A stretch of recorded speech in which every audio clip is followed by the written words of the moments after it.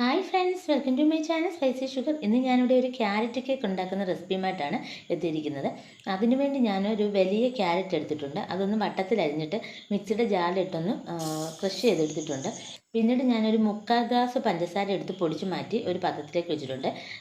പിന്നെ ഒരു 3 മുട്ട എടുത്ത് മിക്സിയുടെ ജാറിലേക്ക് പൊട്ടിച്ചൊഴിച്ച് വെച്ചിട്ടുണ്ട്. ഇതിലേക്ക് ഞാനൊരു 3/4 കപ്പ് സൺഫ്ലവർ ഓയിലൂടെ ഒഴിച്ച് നമുക്ക് നന്നായിട്ടൊന്ന് അടിച്ചെടുക്കണം. ഇപ്പം നല്ല വൃത്തിക്ക് ഇതൊന്ന് അടിച്ച് കിട്ടിയിട്ടുണ്ട്. പിന്നീട് നമ്മൾ അതിനകത്തേക്ക് 1 കപ്പ് മൈദാപ്പൊടിയാണ് ഞാൻ ഇട്ട് കൊടുക്കുന്നത്. അത് നന്നായിട്ടൊന്ന് ഇളക്കി കൊടുത്തിട്ട് അതിലേക്ക് ബേക്കിംഗ് സോഡയും ബേക്കിംഗ് പൗഡറും കൂടെ ചേർത്ത് കൊടുത്തിട്ട് അതിലേക്ക് പഞ്ചസാരയൊക്കെ ഇട്ട് കൊടുത്തിട്ടുണ്ട്. പഞ്ചസാര എടുത്ത് നമ്മൾ ആദ്യം പാത്രത്തിൽ വെച്ചിരുന്നതാണ്. അതിലേക്ക് പിന്നെ നമ്മൾ അടിച്ച് വെച്ചിരിക്കുന്ന മുട്ടയുടെയും ഓയിലിൻ്റെയും കൂടെ കൂട്ട് നമ്മൾ ഇതിനകത്തേക്ക് ഇട്ട് കൊടുത്ത് നന്നായിട്ടൊന്ന് ഇളക്കി കൊടുക്കണം. എന്നിട്ട് പിന്നീട് നമുക്ക് ക്രഷ് ചെയ്ത് വെച്ചിരിക്കുന്ന ക്യാരറ്റ് ഇട്ട് കൊടുക്കാം. ഈ ക്യാരറ്റും കൂടി ഇട്ട് കൊടുത്ത് നമുക്ക് ചെറുതായിട്ട് ഇങ്ങനെ ഇളക്കി കൊടുക്കണം. ഇപ്പം അതെല്ലാം കൂടി ഒന്ന് യോജിച്ച് വന്നിട്ടുണ്ട്.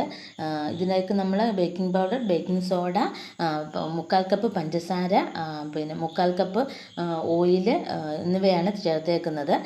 ഇതെല്ലാം ഞാൻ എടുക്കുന്ന ഈ കേക്ക് പാത്രത്തിൻ്റെ അളവിനനുസരിച്ചാണ് ഞാൻ എടുത്തേക്കുന്നത്. നിങ്ങൾക്കൊക്കെ ഇത്തിരി കൂടുതലായിട്ട് കേക്ക് വേണ്ടി വരുവാണെങ്കിൽ അതിനനുസരിച്ചുള്ള കപ്പിൽ വേണം നമ്മൾ ഇത് മെഷർമെൻ്റ് എല്ലാം തയ്യാറാക്കി എടുക്കാൻ.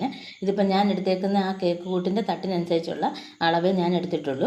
3/4 കപ്പ് പഞ്ചസാര, പിന്നെ 1 കപ്പ് മൈദാപ്പൊടി, പിന്നെ അതുപോലെ ആവശ്യത്തിനുള്ള ബേക്കിംഗ് സോഡ, ബേക്കിംഗ് പൗഡർ എല്ലാം ചേർത്ത് ഇനി നമ്മൾ അടുപ്പിലേക്ക് വെക്കുകയാണ്. അതിന് ഞാൻ ഗ്യാസ് സ്റ്റവിൽ ഒരു പഴയ കുക്കർ വെച്ചിട്ട് അതിലേക്കൊരു റിങ് ഇറക്കി വെച്ചിട്ട് നമ്മളിത് നമ്മുടെ ഈ കേക്ക് കൂട്ടൊഴിച്ചത് നമ്മൾ തട്ടിലേക്ക് ഇട്ട് കൊടുത്തിട്ട് നമ്മൾ കുക്കറിൻ്റെ വിസിലങ്ങ് മാറ്റുമേ. എന്നിട്ടാണ് അടച്ചു കൊടുത്ത് ഇത് വേവിച്ചെടുക്കുന്നത്. ഇപ്പോൾ ഇതൊക്കെ ഒന്ന് വെന്ത് വന്നിട്ടുണ്ട്. നമുക്കൊരു പപ്പടക്കമ്പി വെച്ച് ഒന്ന് കുത്തി നോക്കാം. അപ്പോൾ അതിൻ്റെ നടുക്ക് തന്നെ കുത്തിയപ്പം അത് വെന്തിട്ടുണ്ട്. ഇല്ലെങ്കിൽ നമുക്ക് നമ്മുടെ കമ്പിയിൽ ഒട്ടിപ്പിടിക്കും. ഇപ്പോൾ അത് പെർഫെക്റ്റായിട്ട് കിട്ടിയിട്ടുണ്ട്.